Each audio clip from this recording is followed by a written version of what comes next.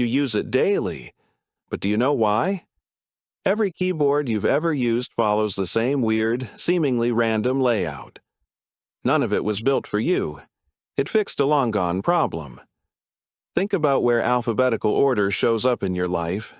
Dictionaries, contact lists, the DMV. It's everywhere because it makes perfect sense. You learned the alphabet in kindergarten, singing that same song. A BC felt like the universal law of organizing everything in the world. So, look at your keyboard right now. QWERTY. Even a cat walking across the keys produces something more recognizable than that sequence. That layout lives on your laptop, your phone, your tablet, every screen you type on, following the exact same baffling order. So here is the real question. Why doesn't the keyboard follow the one order humans have trusted for centuries? What is QWERTY hiding? But look closer at this layout and the story gets genuinely strange. It starts with an 1860s machine that kept jamming dead.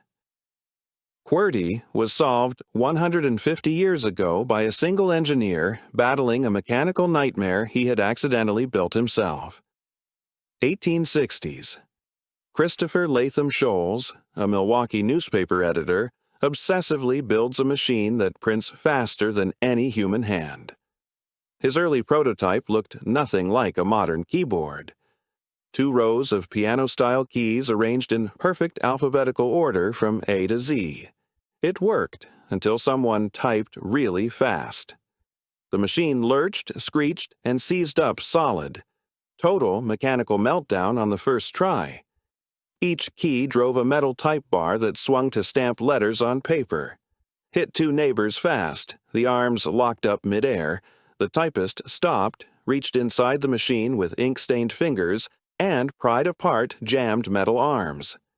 Every collision killed momentum and wasted time. Sholes mapped the most common letter pairs, TH-STERANEN. On an ABC keyboard, those high-frequency pairs all sat dangerously close. Your laptop has no type bars. Your phone has no metal arms. Nothing digital can ever jam. Yet every device still runs QWERTY. A Civil War-era fix is embedded in every digital device on Earth. That is not progress. That is a ghost refusing to leave. Here's where it gets interesting. Sholes did not work alone. He had one partner nobody links to keyboards, the American Telegraph. Here's the surprising part. A second hidden force shaped QWERTY, one most people never knew about. Once you see it, everything clicks. Sholes' core principle was simple. Separate the most dangerous letter pairs by placing them as far apart on the keyboard as possible. Quick myth bust. QWERTY was never built to slow typists down. That's completely false. It was made purely to stop metal arms from crashing. Think of a highway interchange in Chicago. Nobody builds the exit ramps to slow drivers. They're designed to stop cars from crashing. Here is the wild telegraph connection. In the 1870s, telegraph operators were the fastest typists alive, decoding Morse under intense pressure. Sholes consulted telegraph operators directly. They flagged which key positions caused confusion during live transcription. Z and S moved based on their input. By 1873, after years of trials, the layout became QWERTY. Then Remington Arms, yes, the rifle maker, bought it. Remington's No. 2 typewriter launched in 1878 and sold like crazy. Offices across America bought thousands. Schools rewrote curricula around QWERTY. Research confirmed QWERTY is not the most efficient layout for hands. Not fastest. Not most ergonomic. Speed never explains why it survived. QWERTY is not even optimal. So why has nobody replaced it? Someone tried. A scientist spent years on a better layout and failed. Different engineers reached completely opposite conclusions about QWERTY. And that gap reveals something genuinely unsettling about how systems survive in the real world. Model 1. The mechanical argument.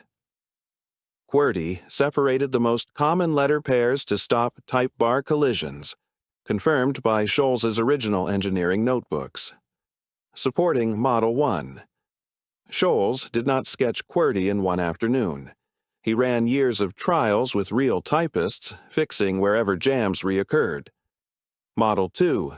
The telegraph theory. QWERTY was shaped by Morse operators' habits, not just the physics of metal type bars swinging through air. Model 3. Path dependence. Once, millions of Americans built muscle memory for QWERTY, and every typewriter used it, switching became economically impossible.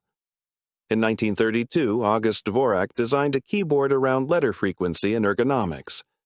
Research confirmed it was faster. It still vanished from use. No model covers the full story. The mechanical argument explains QWERTY's birth. Path dependence explains why it lives on every device you own. But here's what no model can answer. We built a solution for a dead constraint. The constraint vanished.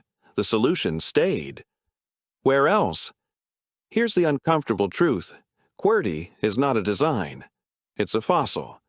A skeleton of a dead constraint preserved inside every touch screen.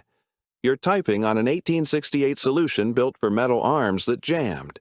You have no metal arms. Think about what that means. Neural interfaces are coming, tech that turns thought into text directly. Will you mentally type in QWERTY from habit or break free? Amazing nearby. Remarkable stories hide in ordinary things. Hit like if this shifted your thinking, and subscribe so we can do it again. Go touch your keyboard. And remember, it's older than you think.